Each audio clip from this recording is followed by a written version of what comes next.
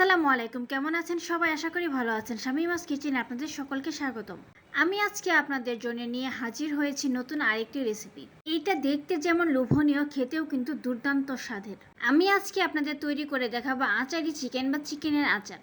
এইটা সাদা ভাত, খিচুড়ি বা পোলাওয়ের সাথে খেতে কিন্তু অসম্ভব মজার হয়। আর এইটা এতটাই মজার হয় যে আপনি শুধু শুধু এটা খেয়ে ফেলতে পারবেন।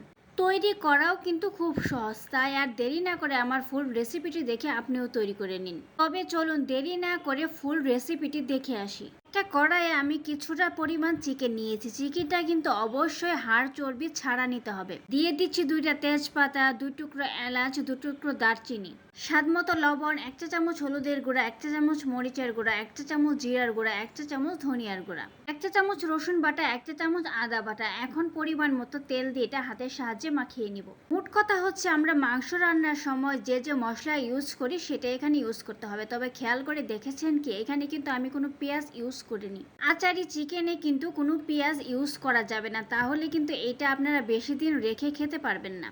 আর এইখানে কিন্তু অবশ্যই সলিড যে বুকের মাংসটা আছে সেটাই নিতে হবে, হাড় বা চর্বি নেওয়া যাবে না। চিকেনটা আমার মাখানো হয়ে গেছে। এখন এখানে পরিমাণ মতো পানি দিয়ে এটাকে সিদ্ধ করে নিব। ঢাকনা দিয়ে ঢেকে ততক্ষণ রান্না করে নিতে হবে যতক্ষণ না পর্যন্ত চিকেনটা সিদ্ধ হয়ে পানিটা শুকিয়ে আসছে। 10 থেকে 15 মিনিট সময় রান্না করে নেওয়ার পর চিকেন থেকে কিন্তু আমার পানিটা একদমই শুকিয়ে গেছে এবং চিকেনটাও একদম সুন্দরভাবে সেদ্ধ হয়ে গেছে। এখন এইটাকে আবারও ভালোভাবে নেড়ে চেড়ে মিশিয়ে নিব। মেশানো হয়ে গেলে এখানে যে আমি গরম মশলাগুলো ইউজ করেছিলাম, তেজপাতা, দারচিনি, এলাচ, সেগুলো এখান থেকে উঠিয়ে ফেলতে হবে।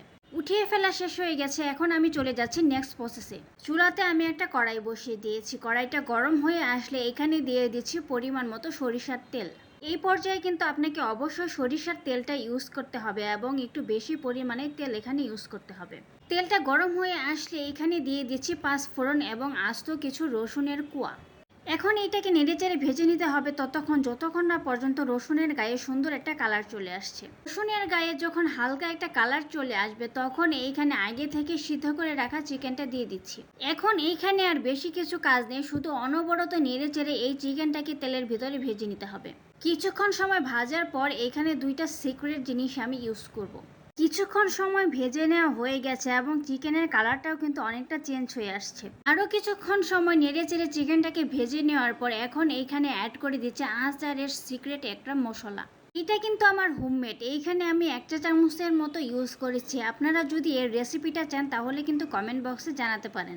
এই আচারি চিকেনে এই সিক্রেট মশলাটা ইউজ করার ফলে এর টেস্ট কিন্তু একদম দ্বিগুণ বেড়ে যায়। এখন এইটাকে নেড়েচেড়ে মিশিয়ে নিব।